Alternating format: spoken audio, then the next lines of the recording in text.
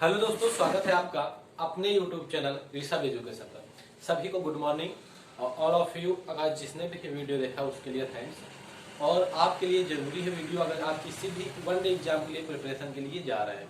One day exam कैसा, अगर आपने हिंदी आती है तो आपने वाकई में थंबनेल देख लिया होगा भाषा का विकास। भाषा के विकास में हम 18 से 20 मिनट चर्चा कर चुके हैं। तो उस 18 से 20 मिनट चर्चा के बाद आगे कुछ चर्चाएं चालू है। अगर वो वीडियो आपने नहीं देखा तो जरूर देख लीजिएगा, क्योंकि बेसिक स्ट्रक्चर जो भाषा का विकास का है, जो भाषा का विकास का बेसिक स्ट्रक्चर है, मैंने वहीं से कंप्लीट किया है। मतलब भाषा क्या है, भाषा क्यों है, भाषा की आवश्यकता क्यों पड़ी, भाषा की जरूरत क्या है, और भाषा शब्द की उत्पत्ति कहाँ से हुई, और बोली, विभाषा, मानक भाषा, मतलब कई चीजें मैंने वहां से डिस्क्राइब कर दी है। अब आगे कुछ पार्ट जो कल बचा था वहां से आगे हम डिस्क्राइब करने की यहाँ कोशिश करेंगे। तो आगे ज्यादा लेट न करते हुए हम चलते हैं। अगर वीडियो अच्छा लगे आपको तो यहाँ पे जो सब्सक्राइब जरूर कर लीजिएगा, क्योंकि किसी भी एग्जाम, अन्य एग्जाम के लिए मोस्ट इंपोर्टेंट, जैसे यूपी यूपी लेखपाल, यूपीएसआई, यूपी पुलिस जो 52,000 आने वाली है, और जेल वार्डन के लिए भी। तो अब हम ज्यादा न लेट करते हुए चालू करते हैं भाषा का विकास। मैंने कल पढ़ाया था भाषा, बोली, भाषा, मानक भाषा। उसमें मेरी दो चीज रह गई। उपभाषा, मैंने कल ये भी पढ़ाया था कि भाषा के प्रकार। उपभाषा मेरी रह गई, राजभाषा रह गई, राजभाषा, और यहां से रह गई राष्ट्रभाषा। क्या है? तीन चीज रह गई हैं, उपभाषा, राजभाषा और राष्ट्रभाषा। तो उपभाषा पे हम एक क्लास अच्छी चर्चा, एक या दो भी हो सकती है, कि उपभाषा इतना अच्छा चैप्टर है कि आप भी सोचोगे कि नहीं उपभाषा भी कोई चैप्टर होता है क्या। मैं इसे पढ़ाऊंगा अलग डे, एक दिन उपभाषा के लिए लाऊंगा, लेकिन अभी राजभाषा और राष्ट्रभाषा की बात कर देते हैं। जो मैं बोलता जाता हूं वो आपको नोट डाउन करना है, आपको उसको नोट कर लेना है। यहाँ पे कुछ लिखता नहीं हूं, मैं आपको बताता हूं कि नहीं ये ऐसे ही आपको समझना चाहिए। लिख तो सब कोई लेता है। तो राजभाषा, अच्छा आखिरकार राजभाषा है क्या? तो अच्छा, राज से नाम से ही समझ में आता है, राज है इसका मतलब राजाओं वाली भाषा, जो राजा भाषा यूज करते थे। राजा के अलग भाषा यूज करते थे? तो नहीं, थोड़ा सा अलग डिफिनेशन है। एक बार, राजभाषा का मतलब है राजकाज के काम में आने वाली भाषा को राजभाषा कहते हैं। जैसे मुगल देखते हैं, जब मुगल रहते थे तो मेरी राजकाज के काम की भाषा क्या थी? फारसी थी। तो हमारी राजभाषा तब क्या थी? इंडिया की, भारत की तो फारसी थी। लेकिन अब राजकाज काम में क्या आती है? तो अंग्रेजी और हिंदी, दो भाषाएं। आपने अभी देखा होगा, हम सेंट्रल की बात करेंगे, किसी एक अदर स्टेट की बात नहीं करेंगे कि नहीं यूपी में क्या है, एमपी में क्या है, महाराष्ट्र में क्या है, और केरल तमिलनाडु में क्या है, जम्मू कश्मीर में अलग भाषा है, नागालैंड में अलग भाषा है। तो वो नहीं, हम सेंट्रल अपने इंडिया की बात करते हैं कि आखिरकार इंडिया पे है क्या। तो राजभाषा इंडिया पे हिंदी और अंग्रेजी के साथ दोनों भाषाएं रखी गई कि राजभाषा में ये दोनों रखी जाएंगी। इंडिया में राष्ट्रभाषा नहीं है। बहुत से देशों में, जैसे फ्रांसीसी है, रशियन है, स्पेनिश है, इंग्लिश है, ऐसी राष्ट्रभाषाओं को मान्यता प्रदान की गई है। लेकिन इंडिया में मान्यता नहीं प्रदान की जा सकी, क्योंकि जब इंडिया आजाद होता है और भारत स्वतंत्रता के दौर से, स्वतंत्र मतलब गुलामी के दौर से गुजर चुका होता है और स्वतंत्रता पे पैर रखता है, तो इसके बाद वहां चर्चा होती है कि हम लोग इंडिया को राष्ट्रभाषा का दर्जा दे सकते हैं। तो यहाँ पे विवाद हो जाता है जब हमारी संविधान सभा में बैठक चल रही होती है। विवाद क्या होता है? विवाद, जो दक्षिणपंथी लोग हैं, तो दक्षिणपंथी लोग जो यूपी के लोग हैं या उत्तर पूर्वी लोग हैं, दक्षिणपंथी लोग हैं, और जैसे उत्तर चले जाओ तो अलग अलग विभेद हो जाता है कि दक्षिण भाई बोल रहे हैं अंग्रेजी रखो, पूर्वी बोल रहे हैं जैसे उर्दू रखो, उत्तर बोल रहे हैं हिंदी रखो। तो इसमें अलग अलग विभेद के अनुसार हम लोग ये नहीं कंफर्म कर पाते हैं कि रखे क्या। तो वहां से लड़ाई होने लगती है। तो फिर देखा जाता है कि लड़ाई न करके हम लोग राष्ट्रभाषा नहीं रखते हिंदी को राजभाषा का दर्जा दे दिया जाता है। कुछ सालों तक हिंदी रहती है, हिंदी के साथ अंग्रेजी। फिर होता है कि नहीं यार, अंग्रेजी को 10 सालों बाद समाप्त कर दिया जाएगा। लेकिन अंग्रेजी की विश्व लेवल पे, वर्ल्ड लेवल पे जरूरत और नए नए सिस्टम आने लगते हैं, तो अंग्रेजी की जरूरत को देखते हुए इसे समाप्त नहीं किया जा सकता। तो अब हमारी हिंदी के साथ अंग्रेजी राजभाषा है। राजभाषा की डिफिनेशन पढ़ लीजिएगा कि किसी भी राज्य मतलब देश के काम काज में, राज काम काज में प्रयुक्त होने वाली भाषा को राजभाषा कहते हैं। यह भाषा उस देश की अधिकतर जनसंख्या द्वारा बोली व समझी जाती है। अच्छा, राजभाषा है, डिफिनेशन राष्ट्रभाषा की सुन लीजिए। वह देश की, किसी देश की अधिकतर जनसंख्या द्वारा बोली व समझे जाने वाली भाषा, साथ में वो राजनीतिक, सामाजिक एवं आर्थिक क्या राजनीतिक, सामाजिक एवं आर्थिक गतिविधियों में समाहित हो सके उसे राष्ट्रभाषा का दर्जा दिया जाता है। अब राष्ट्रभाषा की केवल इतनी डिफिनेशन है, राष्ट्रभाषा में ज्यादा जानने की कोशिश नहीं करेंगे क्योंकि इंडिया पे कोई राष्ट्रभाषा नहीं है। अगर क्वेश्चन आ जाए इंडिया की राष्ट्रभाषा कौन है, आप नीचे आ जाए हिंदी, इंग्लिश, उर्दू, बांग्ला, कुछ भी आ जाए, आप नहीं लगा सकते इसमें, इनमें से कोई नहीं, एक ऑप्शन हो गया कोई। अब राजभाषा की बात कर लेते हैं। हमने बताया कि ज्यादातर लोगों द्वारा बोली व समझी जाए तो हमारी दो भाषाएं हैं, क्या, हिंदी है राजभाषा और अंग्रेजी। ये दो राजभाषाओं को इनको हिंदी और अंग्रेजी को दो राजभाषाओं का दर्जा दिया गया है कि एक हिंदी है, दूसरी अंग्रेजी। अच्छा, हिंदी को कितने लोग बोलते और समझते हैं? अगर हिंदी को समझने और बोलने की बात बता दे तो इंडिया पे 57% लोग हिंदी को बोलते और समझ पाते हैं कि नहीं, 57%। अगर अंग्रेजी की बात करें तो अंग्रेजी को 10% लोग, 10.5% लोग समझ पाते हैं और बोल लेते हैं। यह चीज है कि इसलिए इनको राजभाषाओं की दर्जा दी गई है। इसके बाद बांग्ला की बात कर लेते हैं तो बंगाली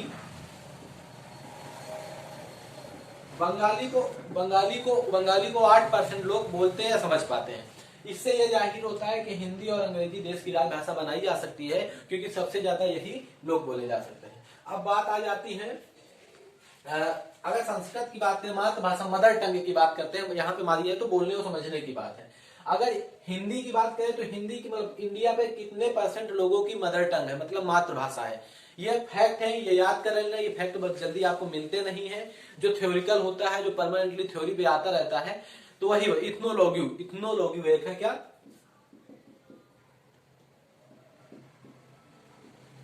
इथ्नोलॉगी एक संस्था है जो 21 फरवरी 2020 को उसने एक संस्करण जारी किया है जो इंडिया पे देखा गया, विश्व लेवल पे देखा गया है। तो विश्व लेवल पे इसने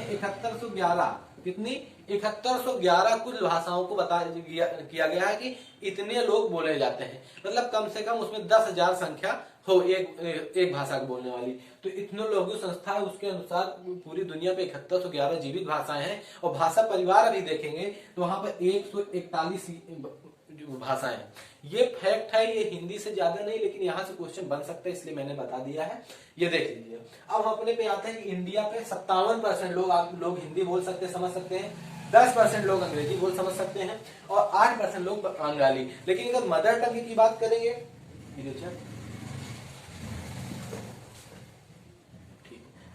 अगर मदर टंग की बात करेंगे, मातृभाषा, चलो अच्छा,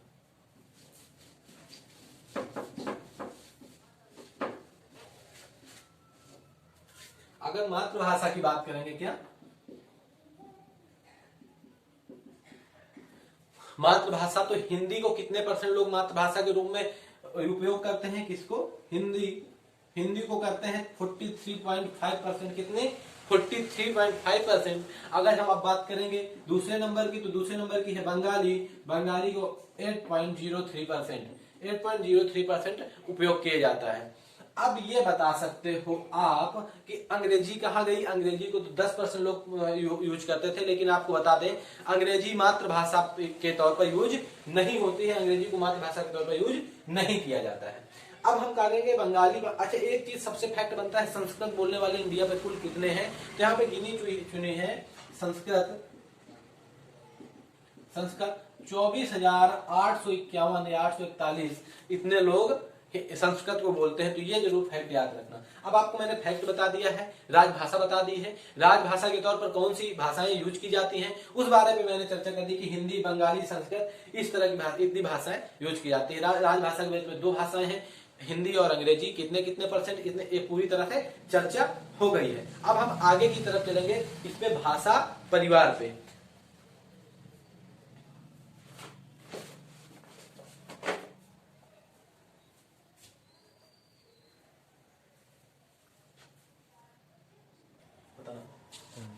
तो अब हम लोगों ने पढ़ लिया मातृभाषा, मदर टंग, भाषा का विकास, भाषा कैसे हुआ।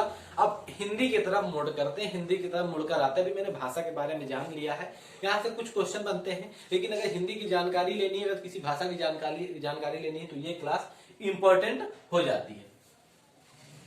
तो अब हम पढ़ेंगे क्या? भाषा के विकास के बाद हिंदी भाषा का विकास कैसे पड़ा, तो क्या बोलेंगे हिंदी, इसके बारे में जानकारी देखेंगे कि हिंदी का विकास किस तरह पड़ा। तो हिंदी का विकास में हमने कल बताया था कि हम लोग भाषा परिवार के भी भारत भाषा परिवार के बारे में चर्चा करेंगे। तो उस पर कुछ चर्चा करके ये देखते हैं कि नहीं आखिर का भाषा परिवार है क्या। अच्छा, हम लोगों का भी भाषा परिवार होता है, मतलब जो भी हम लोगों का परिवार होता है उस पर डीएनए मिलता है, और जैसे हम होते हैं या मेरे पिताजी हुए, बाबा हुए, इस तरह जैसे हम लोगों का परिवार होता है वैसे भाषाओं का परिवार होता है, लेकिन उसे किस हिसाब से देखा जाता है वो हम चर्चा करेंगे इस क्लास पे। तो अब हम ज्यादा लेट न करते फिर से शुरू करते हैं क्या, भाषा परिवार। हिंदी पे भाषा परिवार। हिंदी तो आपने बहुत जगह से पढ़ी होगी, लेकिन यहां से पढ़ने के बाद आपको यह समझ में आएगी कि नहीं हिंदी की उत्पत्ति कहां से हुई, हिंदी आई कहां से। हिंदी को केवल ये नहीं है कि ये जाओ ये तत्सम दूध का दही का दही होगा, ठीक है, गेहूं का गोधूम होगा, ये नहीं, गेहूं का गोधूम होगा लेकिन क्यों होगा यह चीज मैं बताऊंगा। तो भाषा परिवार के बारे में चर्चा करेंगे, भाषा परिवार कहां से आया। अच्छा, हिंदी तो बात बताते हैं, हिंदी एक परिवार की भाषा है, हिंदी एक परिवार की भाषा है, इसको नाम है भारोपी परिवार। क्या भारोपी, आपने नाम सुना होगा, कि आपने एग्जाम दिया होगा क्या, भारोपीय परिवार की भाषा। आपने अगर एग्जाम दिया होगा कोई भी, तो ये क्वेश्चन आपने देखा होगा, ये प्रैक्टिस लगाया होगा कि हिंदी किस परिवार की भाषा है, तो भारोपी परिवार की भाषा है। तो भाषा परिवार पे एक चर्चा करते हैं अच्छे से, यहाँ पे केवल चर्चा होगी, अगले क्लास में हम इसको डिस्क्राइब करने की कोशिश करेंगे, आराम से पढ़ो। तो अच्छा, भाषा परिवार में आपने देखा होगा कि जब बता बोलते हैं राम भगवान के टाइम में हम लोगों को आर्यवर्त कहा जाता था, कि जो भी इंडिया के लोग हैं तो आर्यवर्त थे, यही तो इस देश के लोग को आर्यवर्त कहा जाता था, इस देश को, तो हम लोगों को आर्य कहा जाता था, हम लोग वंशज हैं तो आर्य के वंशज हैं, किसके, आर्य के। तो मैं यहाँ थोड़ा सा देखता हूँ कि मैं इंडिया बना दूं, इंडिया और कंट्री, थोड़ा सा कलाकारी बेकार है, अच्छी नहीं है, लेकिन बनाता हूँ। मैं यहाँ से देखता हूँ, जैसे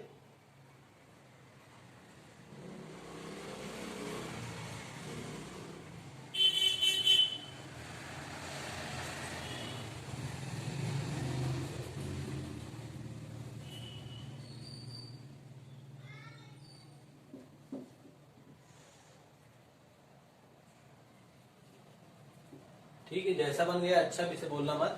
और ये बना देता हूँ अफ्रीका और कंट्री, ठीक है। आज समझाने के लिए सही बताना है, हिंदी पे कहां से विश्व बनाने लगे आप। ये मान लिया रसिया है, और ये चीन, ये चाइना है, ये रसिया है, ये यूरोप है, क्या है, यूरोप है, ये अफ्रीका मान लिया, ये इंडिया, तो ये क्या हुआ, मध्य एशिया, ठीक है। ये मध्य एशिया हुआ, ये यूरोप हुआ, ये अफ्रीका हुआ, ये हमारा इंडिया पा गया, ये पूरा बांग्लादेश, ये यहाँ पे बांग्लादेश। आगे ज्यादा जियोग्राफी पे नहीं चलेंगे, अपनी हिंदी पे आते हैं हम लोग। तो हिंदी पे ये जानकारी, अच्छा हम लोग इंडिया में हिंदी बोली कैसे जाने लगी, भाषा परिवार। परिवार तीन प्रकार से हुआ, एक हुआ भौगोलिक आधार पर, दूसरा हुआ ऐतिहासिक आधार पर, तीसरा हुआ आकृति के आधार पर। मतलब हमारी जो जीभ चलती है, जैसे का पे क्या हुआ, मुंह करके देखो जीभ कहाँ पे है, खा, इसके बाद टा पे जीभ ऊपर, का पे जीभ नीचे, चा मतलब तालु पे लड़ रही है। तो इस तरह होता है आकृति, मुंह के बनावट के आधार पर। उस वर्णमाला पे एक अच्छा सा वर्णमाला पढ़ेंगे, लेकिन अभी देखते हैं मध्य एशिया। तो मैंने बताया भाषा परिवार के बारे में चर्चा करते हैं। तो भाषा परिवार तीन प्रकार से होता है। नंबर एक, ऐतिहासिक आधार पर क्या होता है, एक होता है ऐतिहासिक आधार पर, और दूसरा होता है भौगोलिक आधार पर। क्या होता है, भौगोलिक आधार पर, और तीसरा होता है आकृति के आधार पर। क्या होता है, आकृति के, ऐतिहासिक, भौगोलिक, आकृति। जैसे देखते हैं नेपाल और इंडिया की भाषा लगभग मेलजोल खाती है, और वो भी देवनागरी लिपि में लिखी जाती है, लेकिन वो नेपाली है, और हिंदी देवनागरी लिपि में लिखी जाती है। तो ये भाषा परिवार कौन सा हो गया, भौगोलिक आधार पर हो गया। ऐतिहासिक आधार पर मतलब हमारे जो पूर्वज बोलते थे, उनके जो पूर्वज बोलते थे, उसी भाषा को हमने अलग अलग कर दिया, नाम अलग दे दिया, लेकिन वो इतिहास में एक है। जैसे भारत और यूरोप की भाषा भारोपी भाषा परिवार। लेकिन आकृति के आधार पर इसमें कुछ मदर टंग होते हैं, जैसे जीव होता है, जैसे आपने नुक्ता सुना होगा, जा, एक जा ये होता है, एक जा हमारा ये होता है। अरबी भाषा के शब्द फारसी के, तो यहाँ से क्या ज मतलब इस पे जो वजन होता है, तो जीभ को हम झंझनाहट के तौर पर लेते हैं और इसको जा को हल्के तौर पर जा, तो इस तरह के शब्द देखते हैं। तो ये सब भाषा परिवार के शब्द हैं, इनके बारे में बहुत सारी चर्चाएं हैं, ज्यादा चर्चा करेंगे तो अपने सिलेबस में इतना नहीं, अपने सिलेबस में जितना है हम उतनी की ही चर्चा करेंगे, आगे ज्यादा चर्चा करने की जरूरत नहीं है। तो ऐतिहासिक आधार पर, भौगोलिक आधार पर और आकृति के आधार पर ये 3 भाषा है। हम मध्य एशिया की बात करेंगे। मध्य एशिया में ये ग्राफ क्यों बनाया, तो हमारे आर्य जो रहते थे पहले यही रहते थे, कहाँ, ये आर्य रहते। अच्छे से समझना, जियोग्राफी मैप बना के कोई नहीं समझाता, बस आते हैं क्वेश्चन बता देते हैं चले जाते हैं, आपको भी समझ में आता है कि इतना ही है। लेकिन यहाँ से समझने के बाद आपको वाकई में समझ में आएगा कि नहीं हिंदी है कितनी, ठीक है। तो आर्य के बारे में चर्चा करेंगे कि आर्य यहाँ से आए, और 2 पहले खाने के लिए मध्य एशिया पे बहुत कम था, तो यहाँ से खाने की खोज में चलने लगे, हमें खाना चाहिए, तो चरवाहों की खोज में तो ऐसे आई इंडिया। ये अफगानिस्तान है, क्या है अफगानिस्तान तब पाकिस्तान नहीं था, तो ये इंडिया पे कूद जाते हैं, तब तो इंडिया यहाँ से था पूरा इंडिया। लेकिन जैसे ही इंडिया पे निकलते हैं यहाँ से, और यहाँ से ये ऐसे जाते हैं, कुछ लोग यूरोप की तरफ चले जाते हैं। तो यहाँ आए तो संस्कृत की उत्पत्ति हुई, संस्कृत की, यहाँ आए तो अंग्रेजी की उत्पत्ति हुई, आगे जाके बाद में संस्कृत को हिंदी परिवर्तित हो गया, तो ये यूरोप हो गया। तो ये यहाँ की जो हिंदी थी वो क्या हुई, भारत की भाषा, और यहाँ यूरोप की भाषा हुई, तो यहाँ क्या होगा, यूरोपी। तो हो गया भारत में भार और इसमें यूरोप में रोप, तो भारोपी परिवार की भाषा। तो हिंदी कैसे हुई, भारोपी परिवार की भाषा क्यों हुई, क्योंकि जो हमारे पूर्वज थे, मतलब ऐतिहासिक आधार पर पूर्वज थे, तो वो इंडिया पे भी आए, वो यहाँ पे भी गए। अब इसके बाद मेल जोल होने लगा, आने लगा, तो यहाँ से हम लोगों का रिलेशन बन गया। अच्छा, आपने देखा होगा जो भी हम लोगों का रिलेशन है, तो यूरोप से ज्यादा क्यों है, मतलब यूरोप से लगाव क्यों है, ये तो देखा होगा ना। रूस से उतना आना जाना नहीं जितना यूरोप से है, मतलब मध्य एशिया जैसे पाकिस्तान ना पड़े अपने यहाँ से रिलेशन की वजह से, क्योंकि इंडिया से रिलेशन पाकिस्तान के नहीं सही है, तो यूरोप से ज्यादा आना जाना सही है। तो आप बात समझ लीजिए, तो भारोपी परिवार की भाषा है। अब इतनी समझ लेना क्यों है, तो आर्यों की वजह से, क्योंकि मध्य एशिया से आए थे, इधर भारत गए और इधर यूरोप गए। बहुत बड़ी चर्चा, लेकिन क्वेश्चन में इससे ऊपर नहीं आने वाला, इसके लिए मैं इसके ऊपर नहीं बताने वाला हूँ। तो अब थोड़ा सा यहीं पे देख लेते हैं, और कितनी भाषा परिवार इंडिया पे है। इंडिया पे कितनी है, विश्व लेवल में बहुत है, लेकिन इंडिया पे बात कर लेते हैं। तो इंडिया पे सबसे नंबर 1 पर आता है, क्या आता है, भारोपीय परिवार की भाषा, भारोपीय परिवार की भाषा। नंबर 2 आस्ट्रिक परिवार की भाषा, आस्ट्रिक परिवार की भाषा। और नंबर 3 आता है द्रविड़ परिवार की भाषा, द्रविड़ परिवार की भाषा। और चौथा नंबर आता है मेरा सीनो तिब्बत,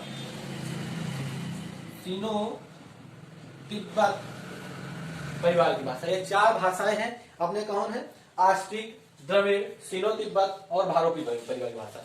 हिंदी किस भाषा का चाहिए, तो हिंदी है भारोपी भाषा परिवार का। हम लोग हिंदी पढ़ेंगे और भाषाओं के बारे में चर्चा नहीं करेंगे कि तमिल है, किसमें उर्दू है, क्योंकि हम लोग हिंदी पढ़ रहे हैं। फिर हम पढ़ेंगे जियोग्राफी में, जब जिस दिन जियोग्राफी या हिस्ट्री पढ़ेंगे, जीके पढ़ेंगे, तो उस पर चर्चा करेंगे। लेकिन अभी हम लोग भारोपी परिवार की भाषा पे हिंदी है। कुल भाषा परिवार बता दें तो 2 4 है, ये 4 भाषा परिवार इंडिया पे बोले जाते हैं। अब हम आगे बढ़ते हैं, थोड़ा सा आगे बढ़ते हैं, वो इसके बारे में जानते हैं कि कैसे।